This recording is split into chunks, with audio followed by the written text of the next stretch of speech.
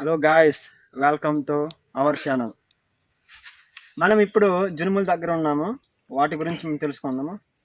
జునుముల గురించి తెలుసుకో ముందు ఒక లైక్ చేయండి, ఒక షేర్ చేయండి, సబ్స్క్రైబ్ చేసుకోండి ఫ్రెండ్స్.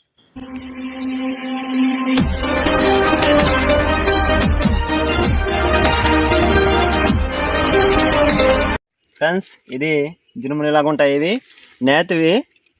ఇదైతే ముదిరింది. ఇది ముదిరింది. ఇది మనం ఇందులో చూద్దాం ఎలా ఉంది. ఇది ఫ్రెండ్స్ ఎక్సలెంట్గా ఉంది. మనం ఇది ముదిరిన జునుములు. ఇవి మన జునుములు అనేది చాలా ఒక్కొక్క 2 గింజలు చాలా దూరం ఇంత ఎడల్పు అనమాట నాటాలి. నాటిన తర్వాత ఇవే అలాగ రెమ్మలు వచ్చి అలాగా ఎక్కువవుతాయి అనమాట. మనం దగ్గరికి వేస్తే అవి కలిసిపోయి పోతాయి అనమాట. మన పంట అనేది రాదు. కాబట్టి కొంచెం ఇంత ఎడల్పుగా వేసుకోవాలి. 2 గింజలు చాలా నీట్గా ఇలాగ వస్తాయి అనమాట. ఇలాగో పింజులు ప్రింట్ ముదిరినవి కావి, నేటివి. ముదిరితే చాలా సూపర్ కనిపిస్తుంది. కనుక ఫ్రెండ్స్, మన ఏంటంటే ఈ ఆకులు మనకి కాలు తగిలితే చాలా దురదేస్తుంది. ఇక ఆకులు చాలా దురదేస్తుంది. ఇప్పుడు చాలా ఇందాక చెప్పాను కదా, దూరం ఎడల్పుగా మనం నాటాలని అన్నాం కదా. 2 గింజలు. రండి ఫ్రెండ్స్, దాని మొక్కను చూపిద్దాం. ఇది ఇక్కడ 1, 2, 3 మనం 3 వేసాము. ఆ 3కి చూడు ఎంతగా వెళ్ళిపోయినాయి. ఇలాగ వెళ్ళిపోయినాయి, చాలా దూరంగా వెళ్ళిపోయినాయి. అవి అలా వెళ్ళిపోయినాయి. అవి ఇలా ఎక్కువ అయిపోయినాయి అనమాట.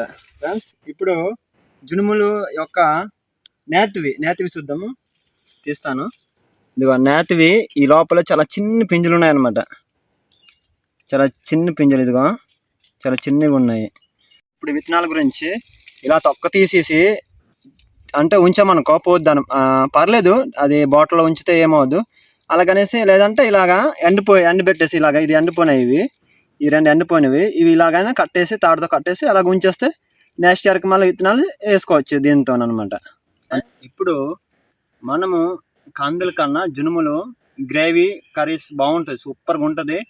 ఆ కందులకి అంత డిఫరెంట్గా ఉంటుంది. జునుము సాంబార్ కూడా చాలా టేస్టీగా ఉంటుంది. అలా కర్రీ కూడా చాలా టేస్టీగా ఉంటుంది, సూపర్గా ఉంటుంది. గ్రేవీ చేసుకుంటే ఇంకా చాలా బాగుంటుంది అనమాట. ఓకే ఫ్రెండ్స్, మరి ఇంతవరకు వీడియో చూసినందుకు చాలా థ్యాంక్ యూ.